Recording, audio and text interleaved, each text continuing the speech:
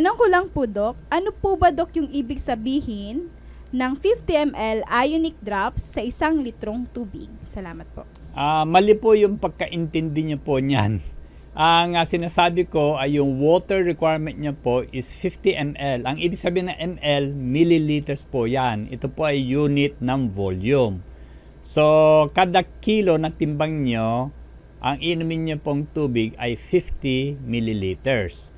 So, halimbawa, kung kaya ay 40 kilograms, 40 times 50, that is 2,000. So, 2,000 ml ay 2 litro. Katumbas po yan ng 4 na baso na tig to 250 ang laman ng isang baso. Okay po? Pagkatapos yung ionic, ang inumin nyo, depende dun sa condition nyo, depende dun sa timbang din nyo. Okay? Is, at the average kasi, ang sinasabi ko, 20 drops 4 times a day. At itong ionic ay hinahalo sa tubig na iinumin nyo. Okay po? Hoping na maliwanag po ang aking sinasabi po rito.